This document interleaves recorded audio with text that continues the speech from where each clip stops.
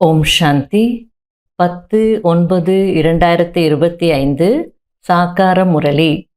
இன்று சிவ பகவான் கூறுகிறார், இனிமையான குழந்தைகளே, தந்தை யார் உங்களை வைரம் போன்று மாற்றுகிறாரோ அவர் மீது ஒருபோதும் சந்தேகம் வரக்கூடாது.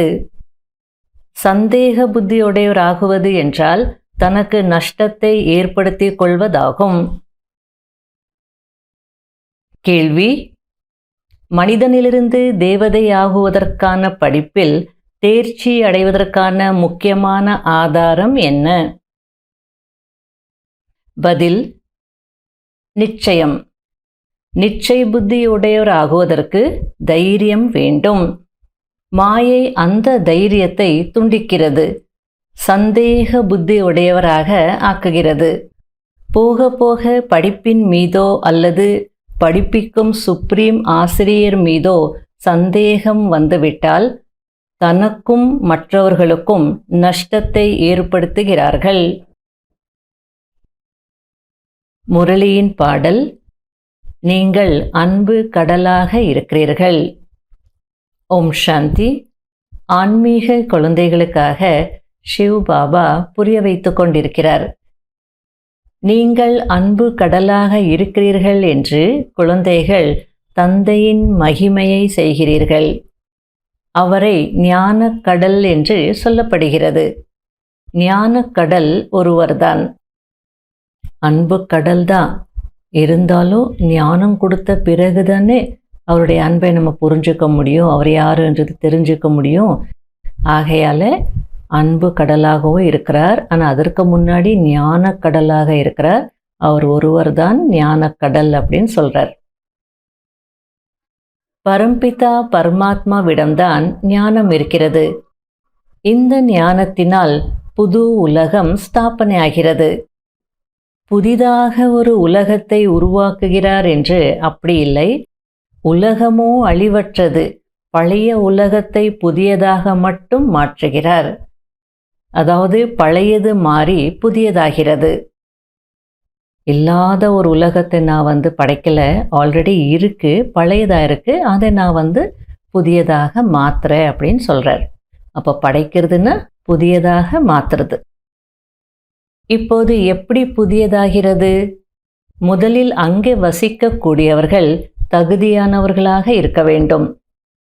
புதிய உலகத்தை உருவாக்கணும் அப்படின்னா அங்கே வசிக்கக்கூடியவர்கள் மாறணும் இல்லையா? அவங்க புதியவர்களாக இருக்கணும் இல்லையா? அவங்களுக்குள்ள புதிய எண்ணங்கள், புதிய சம்ஸ்கார சுபாவம் எல்லாமே இருக்கணும் இல்லையா? நடத்தை புதியதாக இருக்கணும் இல்லையா? அதுக்கு பாபா சொல்றார், புதிய உலகத்தை உருவாக்குறது அப்படின்னா அங்கே வசிக்கக்கூடியவர்கள் தகுதியானவர்களாக இருக்கணும். தகுதியானவர்கள் அப்படின்னா புது உலகத்தில் அனைத்து குணங்களும் நிறைந்தவர்களாக இருப்பார்கள். குழந்தைகளாகிய உங்களுக்கு இந்த குறிக்கோள் இருக்கிறது. பள்ளிக்கூடத்தில் படிப்பவர்களுக்கு குறிக்கோள் இருக்கும் அல்லவா? நான் டாக்டர் ஆகுவேன், வக்கீல் ஆகுவேன் என்பது தெரிந்திருக்கும். அதேபோல் இங்கேயும் நாம் மனிதனிலிருந்து தேவதை ஆகுவதற்காக வந்திருக்கிறோம் என்பதை நீங்கள் தெரிந்திருக்கிறீர்கள். ஆனால் இது ஒரு அதிசயமான பாடசாலையாக இருக்கிறது. குறிக்கோளை புரிந்து கொண்டிருந்தாலும் படித்து கொண்டிருந்தாலும் பிறகும் படிப்பை விட்டுவிடுகிறார்கள். இதுபோல் நிறைய குழந்தைகள் படிப்பை படித்து கொண்டே படிப்பை விட்டு விடுகிறார்கள். ஒருவேளை இவர் படித்திருந்தால் மிக உயர்ந்த பதவி அடைந்திருப்பார் என்று நீங்களும் சொல்வீர்கள். அதாவது சிலர் பாபா குழந்தைகளாக மாறுவாங்க, பாபா மீது நிச்சயம் ஏற்படுது, நல்ல முயற்சியும் செய்வாங்க, எல்லாம் கரெக்டாக போயிட்டுருக்கோம். ஆனால் போக போக ஏதோ சந்தேகம் பாபாவை விட்டுட்டு போயிடுவாங்க. அப்போ மற்றவங்களுக்கு என்ன தோணுன்னா, இவ்வளோ நல்ல முயற்சி செய்துட்டு இருந்தாங்க, ஒருவேளை அவங்க கண்டினியூஸாக படிச்சிருந்தால், போகாமல் இருந்திருந்தால் எவ்வளோ உயர்ந்த பதவி அடைஞ்சிருப்பாங்க அப்படின்னு நினைக்க தோணுமா? அப்படி நல்ல முயற்சி செய்யக்கூடிய குழந்தைகள் கூட போயிடுறாங்க அப்படின்றார். சிலர் படித்து தேர்ச்சி அடைகிறார்கள், சிலர் ஃபெயில் ஆகிறார்கள். நான் ஆத்மாக்களாகிய உங்களுடைய பரம தந்தை என்று பாபா கூறுகிறார். தந்தை வந்திருக்கிறார் என்பதை குழந்தைகளாகிய நீங்கள் தெரிந்து கொண்டீர்கள். சிலருக்கு நிறைய தடைகள் ஏற்படுகிறது. அப்போது சந்தேகம் வந்துவிடுகிறது. எங்களுக்கு இந்த சகோதரி மீது நம்பிக்கை ஏற்படவில்லை என்று சொல்கிறார்கள். அதற்கு பாபா, அட சகோதரி எப்படி இருந்தாலும் நீங்கள் படிக்க வேண்டும் அல்லவா? டீச்சர் நன்றாக படிப்பிக்கவில்லை என்றால் இவரை படிப்பிப்பதிலிருந்து விடுவிக்க வேண்டும் என்று யோசிப்பார்கள். சரி, டீச்சர் சரியில்லைன்னு வச்சுக்கோங்க, சரியா படிப்பிக்கிறது இல்லைன்னு வச்சுக்கோங்க. அதற்காக நீங்கள் படிக்க மாட்டீங்களா? படிப்பை நிறுத்துருவீங்களா? நீங்கள் படிக்க வேண்டும் அல்லவா? இது தந்தையினுடைய படிப்பாகும். படிக்க வைக்கக்கூடியவரோ சுப்ரீம் டீச்சர் ஆவார். பிராமணிகள், அதாவது டீச்சர்ஸ் கூட அவருடைய ஞானத்தை சொல்கிறார்கள் என்றால் கவனம் படிப்பின் மீது அல்லவா இருக்க வேண்டும். படிப்பில்லாமல் தேர்வில் தேர்ச்சி அடைய முடியாது. அதாவது எக்ஸாமில் நீங்கள் பாஸ் ஆகணும்னா படிக்கணும். டீச்சர் சரியில்லை அப்படிலாம் காரணங்கள் சொல்லக்கூடாது. ஆனால் தந்தையிடம் நிச்சயம் துண்டிக்கப்பட்டது என்றால் படிப்பை விட்டு விடுகிறார்கள், பிறரையும் கெடுத்து விடுகிறார்கள். நிந்தனை செய்வதினால் இன்னும் நஷ்டத்தை ஏற்படுத்துகிறார்கள். மிகுந்த நஷ்டம் ஏற்படுகிறது. ஒருவேளை இங்கு யாராவது பாவங்கள் செய்தால் அவர்களுக்கு 100 மடங்கு தண்டனை கிடைக்கும் என்று தந்தை கூறுகிறார். நிறைய பேரை கெட்டவர்களாக மாற்றுவதற்கு ஒருவர் நிமித்தமாகி விடுகிறார்கள். அதாவது பாபா எந்த அர்த்தத்தில் புரிய வச்சுட்டு இருக்கிறார் அப்படின்னா, இப்போ நீங்கள் கிளாஸுக்கு வரீங்க, ஸ்டூடெண்ட் ஆகிட்டு முரளி கேட்க வரீங்க. உங்களுக்கோ அங்கே முரளி படிக்கிற டீச்சருக்கோ ஏதோ அக்கௌண்ட் ஏதோ மிஸ் அண்டர்ஸ்டாண்டிங் அப்படி இருக்கோ, பிரச்சனை இருக்கோ. அதனால உங்களுக்கு பாபா மீது இருக்கக்கூடிய நிச்சயம் கட்டாக கூடாது அப்படின்றார். நிச்சயம் துண்டிக்கப்பட்டு படிப்பை விட்டுடக்கூடாது. சில பேர் படிப்பை விட்டுடுறாங்க, அவங்க மட்டும் போயிட்டா பரவாயில்லை, ஆனால் இருக்கிறவங்களையும் கெடுத்துருவாங்க. இந்த டீச்சர் சரியில்லை, இவங்க இப்படிப்பட்டவங்க அப்படிப்பட்டவங்கன்னு மற்றவங்களுடைய மனதிலையும் டீச்சருடைய இம்ப்ரெஷனை கெடுத்துருவாங்க. இதெல்லாம் சாதாரண செயலாக நினைக்காதீங்க. உங்களுக்கும் அந்த டீச்சருக்கும் ஏதோ அக்கௌண்ட் இருக்கலாம், கணக்கு இருக்கலாம், அப்படி நடந்திருக்கலாம். அதுக்காக அந்த டீச்சர் கெட்டவங்க அப்படின்னு கிடையாது. அந்த மாதிரிலாம் டீச்சரை நிந்தனை செய்யக்கூடாது. அப்புறம் கிளாஸ்னுடைய வாயுமண்டலம் மாறிடும். அந்த டீச்சர் எங்கே போவாங்க? யார் பர்ஃபெக்டாக இருக்கிறாங்க? எல்லாருக்குள்ளே ஏதாவது குறைகள் இருக்கதா செய்யும். ஆகையால் கொஞ்சம் யோசித்து செயல்படணும், இல்லைன்னா மிகுந்த நஷ்டம் ஏற்படும் அப்படின்னு புரிய வச்சிட்டு இருக்கிறார். இப்படியெல்லாம் செய்கிறாங்கன்னா ஒருத்தர் நிறைய பேரை கெட்டவர்களாக ஆக்குறதுக்கு நிமித்தம் ஆயிடுவாங்க. அப்போ எவ்வளோ தண்டனை இருக்கும். ஒருவேளை யாராவது படிக்க முடியவில்லை என்றால் கண்டிப்பாக அவருக்குள் ஏதாவது கெட்ட விஷயம் இருக்கும். அதை மறைக்கிறதுக்கு டீச்சர் மேலே பழியை போட்டுடுவாங்க. இவங்க இப்படி சொன்னாங்க, இப்படி செய்தாங்க, அதனால தான் நாங்கள் கிளாஸ்க்கே வரதில்லை. ஆனால் அது இல்லை முக்கியமான ரீசன். அவங்களுக்குள்ளே ஏதோ கெட்ட சம்ஸ்காரம், கெட்ட விஷயம், கெட்ட சுபாவம் ஏதோ இருக்கும். கெட்ட விஷயம் அவங்க ஞானத்தில் நடக்க முடியாது, விகாரங்களை ஜெயிக்க முடியாது. அதுக்கு ஒரு காரணம் வேணும். சிஸ்டர் இப்படி சொல்லிட்டாங்க, அதனால தான் இனிமேல் நாங்கள் வரமாட்டோம் அப்படின்னு போயிடுவாங்க. எங்களுடைய அதிர்ஷ்டம் அவ்வளோதான், நாங்கள் என்ன செய்ய என்று சொல்கிறார்கள். இதெல்லாம் டிஃபென்ஸ் மெக்கானிசம்.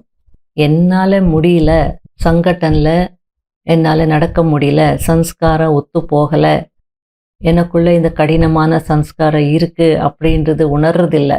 என்ன சொல்லுவாங்க? அவ்வளோதான், என் அதிர்ஷ்டம் இப்படி இருக்குன்னா யார் என்ன செய்ய முடியும் அப்படின்னு சொல்லுவாங்களா. அவர்கள் பிறகு ராவண ராஜ்யத்திற்கு சென்று இறந்து வாழ்பவர்கள் ஆகிறார்கள். அதாவது பழைய உலகத்திலிருந்து ராவண ராஜ்யத்திலிருந்து இறந்து பாபாவினுடையவர்களாக ஆகி வாழ்ந்து கொண்டிருப்பாங்க. இந்த மாதிரி பிரச்சனைகள் வரும்போது இங்கிருந்து மறுபடியும் ராவண ராஜ்யத்துக்கு போயிடுவாங்க.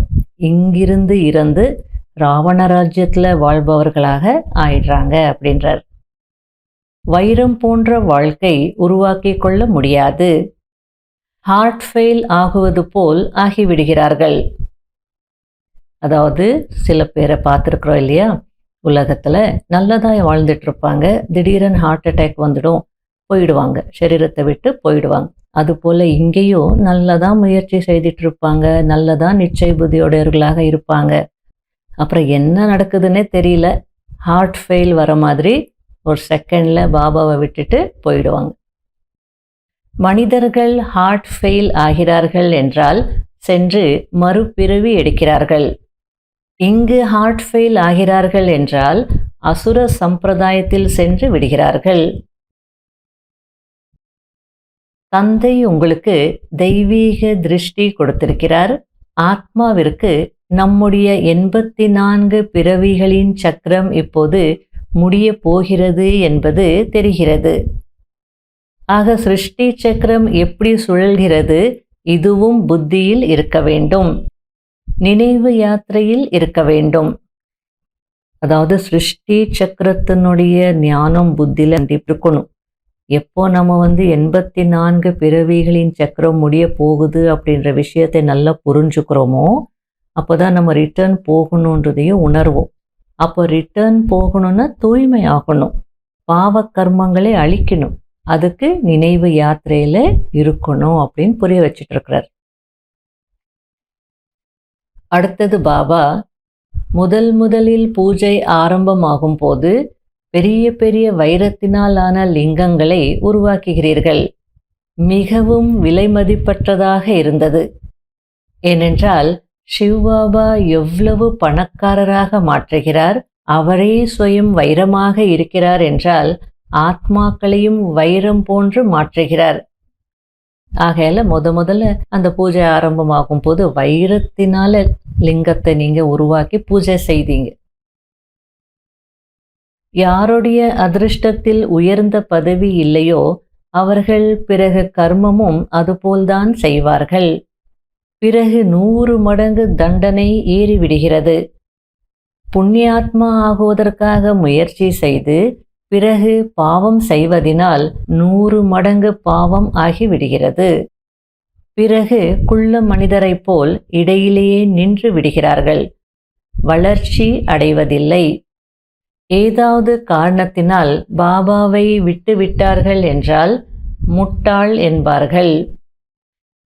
எங்கு இருந்து கொண்டிருந்தாலும் பாபாவை நினைக்க வேண்டும். அப்போதுதான் தண்டனையிலிருந்து விடுபட முடியும். அனைவரும் மாயாவின் ராஜ்யத்தில் மாட்டிக்கொள்கிறார்கள். பிறகு தந்தை விடுவிக்கிறார். விடுதலை பெற விருப்பம் இல்லை என்றால் பாபா என்ன செய்வார்? ஆகையால் மகான் முட்டாளை பார்க்க வேண்டும் என்றால் இங்கே பாருங்கள் என்று தந்தை கூறுகிறார். எல்லாருமே மாட்டிக்கிட்டீங்க, நான் வெளியெடுக்கதா வந்திருக்கிறேன், விடுவிக்கதா வந்திருக்கிறேன். ஆனால் சிலருக்கு விடுபடணுன்ற எண்ணமே இல்லை. அப்படி இருக்கும்போது பாபா என்ன செய்ய முடியும்? அதுக்கு பாபா இப்படி சொல்வாரா, மகான் முட்டாளை பார்க்கணுன்னா இங்கே பாருங்க. ஏன்னா ஞானம் தெரியாதவங்க ஓகே நம்ம விடுபடணும் அப்படின்னு அவங்களுக்கு தெரியல, எப்படி விடுபடணும்னு தெரியல, பாவம் ஓகே. ஆனால் விடுவிக்க பாபா வந்திருக்கும் போதும் விடுபட விரும்பலை அப்படின்னா அவங்க தான் மகான் முட்டாள் அப்படின்னு பாபா சொல்றார். ஆத்மா என்ற நிச்சயம் இல்லை என்றால் தேக உணர்வு விடுகிறது. நல்லது. இனிமையிலும் இனிமையான தேடி கண்டெடுக்கப்பட்ட செல்ல குழந்தைகளுக்கு மாத்பிதா பாப் தாதாவின் அன்பு நினைவுகள் மற்றும் குட் மார்னிங்.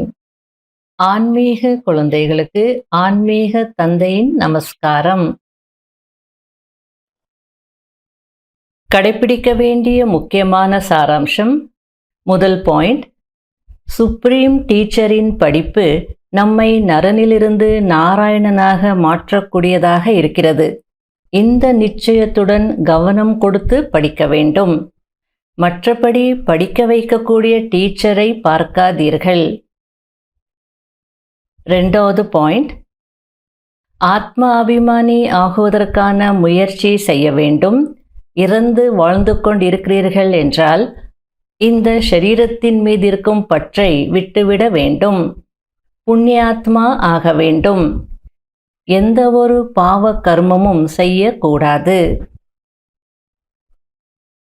வரதானம். சுயதர்ஷன சக்கரத்தின் நினைவின் மூலம் சதா நிரம்பிய நிலையை அனுபவம் செய்யக்கூடிய பெரும் செல்வந்தர் ஆகுங்கள். யார் சதா சுயதர்ஷன சக்கரதாரியாக இருக்கிறாரோ அவர் மாயாவின் அநேக விதமான சக்கரங்களில் இருந்து விடுபட்டு இருப்பார். ஒரு சுயதர்ஷன சக்கரம் அநேக வீண் சக்கரங்களை அழிக்கக்கூடியதாக இருக்கிறது. மாயாவை விரட்டக்கூடியதாக இருக்கிறது. அதற்கு முன்னால் மாயா நிற்க முடியாது. சுயதர்ஷன சக்கரதாரி குழந்தைகள் சதா நிரம்பியவராக இருக்கும் காரணத்தினால் ஆடாதவராக இருப்பார்கள். தன்னை செல்வ வளம் மிக்கவராக அனுபவம் செய்வார்கள். மாயா காலி செய்வதற்கு முயற்சி செய்கிறது. ஆனால் அவர்கள் சதா எச்சரிக்கையாக விழிப்புடன் சதா எரிந்து கொண்டிருக்கும் ஜோதியாக இருப்பார்கள். எனவே மாயா அவர்களை எதுவும் செய்ய முடியாது. யாரிடம் கவனம் என்ற காவலாளி விழிப்புடன் இருக்கிறாரோ அவர் சதா பாதுகாப்பாக இருப்பார். ஸ்லோகன். உங்களுடைய வார்த்தைகள் எந்த மாதிரி சக்திசாலியாக இருக்க வேண்டும் என்றால் அதில் சுப மற்றும் உயர்ந்த பாவனை நிறைந்திருக்க வேண்டும். அவ்யக்த சமிகை. சக்திசாலி நினைவிற்கு உண்மையான உள்ளத்தின் அன்பு வேண்டும். உண்மையான உள்ளம் கொண்டவர்கள் உண்மையான பிரபுவை திருப்திப்படுத்தும் காரணத்தினால் தந்தையின் விசேஷ ஆசீர்வாதங்களை பெறுகிறார்கள். இதனால் சகஜமாகவே ஒரு சங்கல்பத்தில் நிலைத்திருந்து ஜுவாலா ரூபத்தின் நிலையை அனுபவம் செய்ய முடியும். சக்திசாலி வைப்ரேஷன்களை பரப்ப முடியும். எவ்வளோ அழகா பாபா புரிய வச்சிட்டு இருக்கிறார். நம்முடைய யோகா அல்லது நினைவு சக்திசாலியானதாக இருக்கணும்னா அதுக்கு உண்மையான அன்பு வேணும். உண்மையான உள்ளத்தின் அன்பு வேணும் அப்படின்றார். அந்த உண்மையான உள்ளத்தின் அன்பு இருந்ததுன்னா பிந்து ரூபமாகுவது ரொம்ப ஈஸி. பிந்துவாகி பிந்து ரூபத்தில் இருக்கக்கூடிய தந்தையை ஈஸியாக நினைக்க முடியும். அதே நேரத்தில் பாபாவை திருப்திப்படுத்துவாங்க. அந்த திருப்திப்படுத்துறதுனால பாபாவுடைய ஆசீர்வாதங்களும் கிடைக்குது. அன்பு இருக்கு, ஆசீர்வாதங்களும் இருக்குன்னு சொல்லும்போது சகஜமாக ஒரு சங்கல்பத்தில் நிலைத்திருக்க முடியும். ஜுவாலா ரூபத்தின் அனுபவம் செய்ய முடியும்.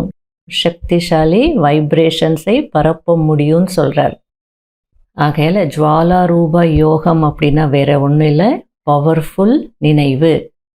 அந்த பவர்ஃபுல் நினைவுக்கு உள்ளத்தின் அன்பு வேணும். ஓம் சாந்தி.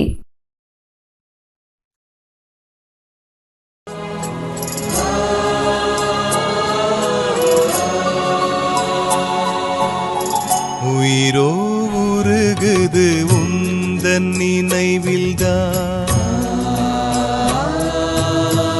உயிரோ உருகுது உந்தன் நினைவில்தான்.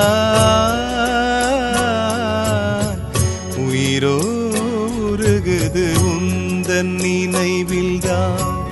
பாபா உன்னை நினைத்தாலே பிறவிகள் தோறும் செய்த பாவங்கள் நொடியினில் பஸ்மம் ஆகிறதே. நொடியினில் பஸ்மம் ஆகிறதே. ஆவோ உனக்கு சமம் ஆவோ. ஆவோ உனக்கு சமமாவோ. உயிரோ உருகுது உந்தன் நினைவில்தான்.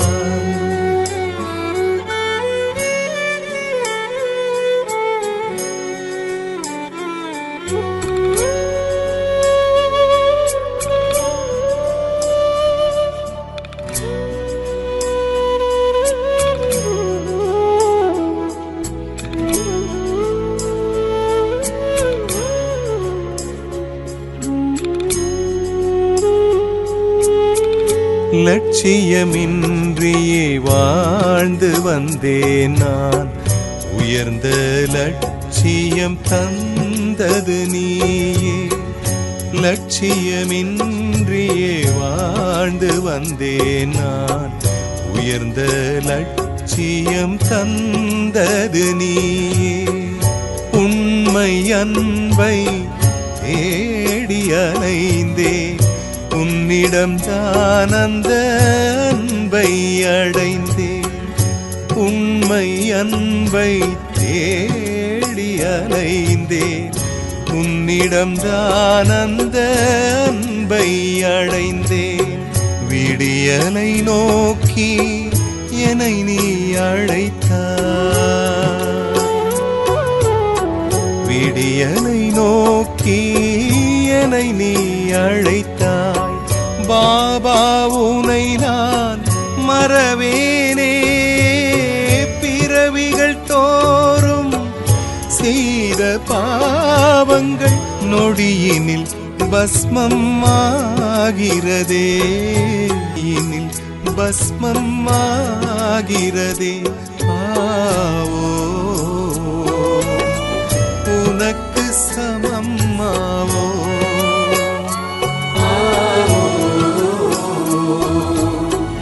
உனக்கு சமம் ஆவோ.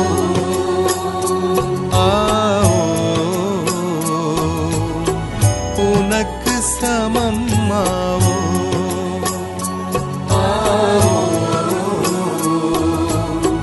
உனக்கு சமம்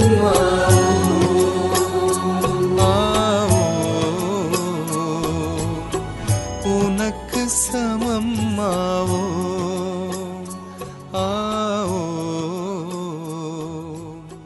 உனக்கு சமம் ஆவோ.